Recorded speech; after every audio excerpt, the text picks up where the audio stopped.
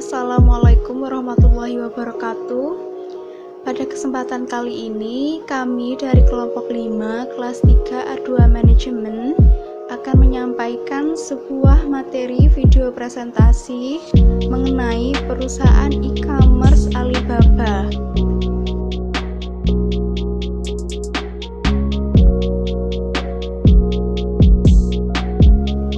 Sebelum kita lanjut ke materinya, saya perkenalkan terlebih dahulu rekan-rekan dari kelompok saya.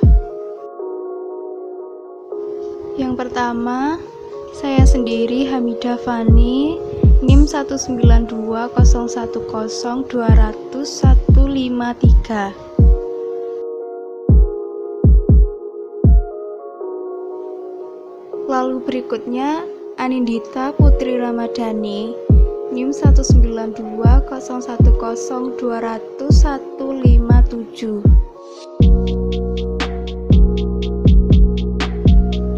Next ada Miftahul Rosidah dengan NIM 19201020148.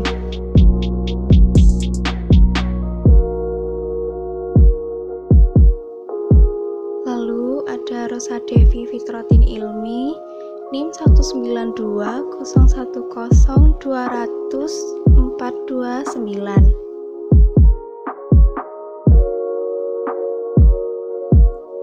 Next, Taris Dwi Wulandari, NIM 19201020102. Dan yang terakhir, Wahyuni, NIM 19201020128.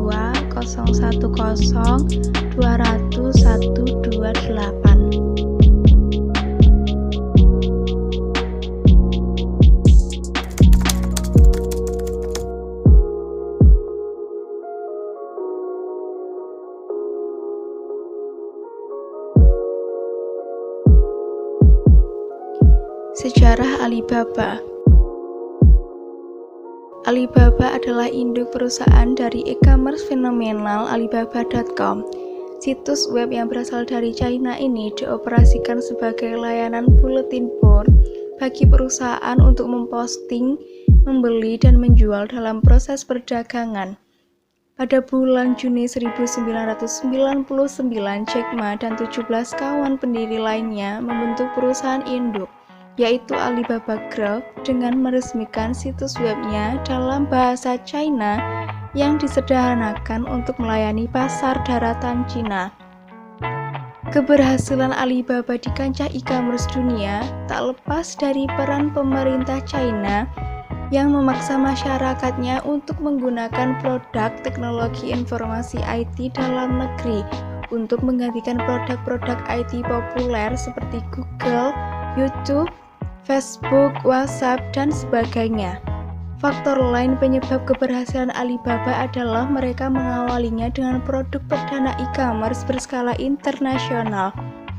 Alibaba sendiri hadir seolah menjadi jembatan bagi para peminat produk-produk China dari luar negeri mereka dan memangkas segala kendala, mulai dari biaya hingga masalah bahasa.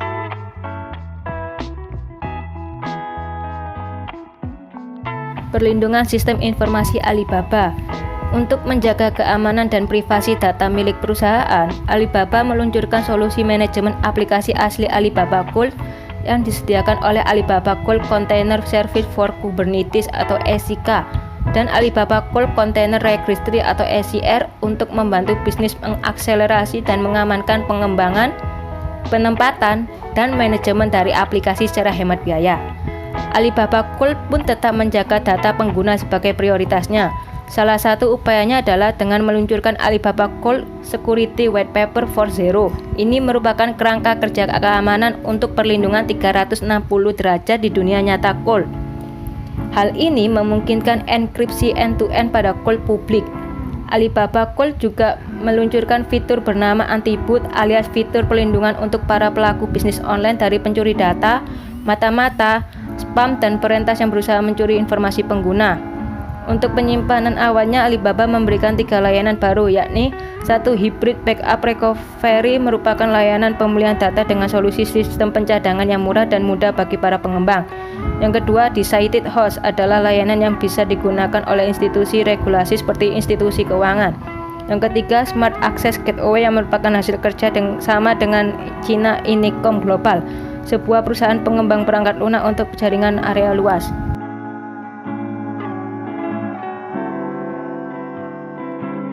Keunggulan operasional Alibaba. Dengan mengandalkan kecanggihan teknologi dan internet, maka Alibaba menjalankan bisnisnya dengan sistem e-commerce. Jack Ma selalu berinovasi sehingga bisa mengembangkan perusahaan yang didirikannya bersama ke-17 temannya tersebut. Di bawah kepemimpinan Ma, Alibaba kemudian berkembang pesat dan mencapai puncaknya pada Oktober saat itu. Alibaba menjalin kerjasama dengan Yahoo. Yahoo membeli 40% kepemilikan Alibaba. Sedangkan Ma mengambil alih operasi Yahoo di Cina. Ancaman pendatang baru tidak akan menjadi kelemahan utama bagi Alibaba.com. Tingginya tingkat loyalitas customer serta kekuatan merek dari Alibaba.com akan sulit untuk membuat customer berpindah ke produk lain, apalagi produk baru yang masih belum terlalu dikenal akan kualitasnya.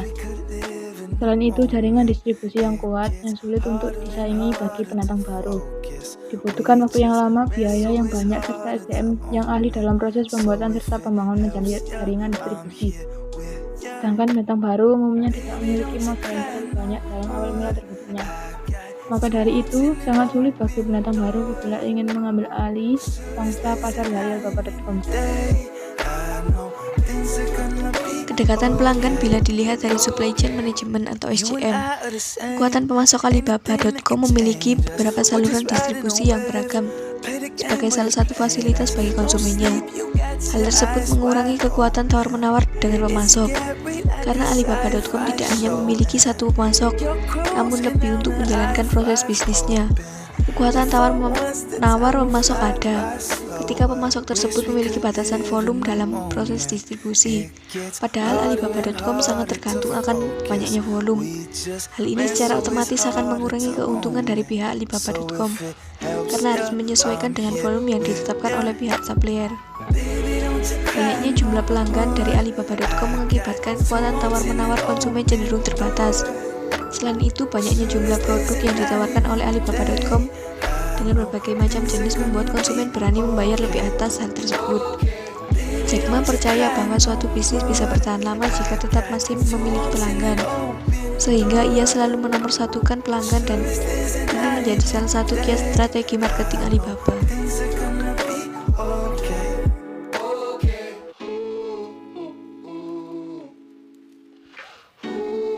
Kedekatan pelanggan terkait Customer Relationship Management atau CRM.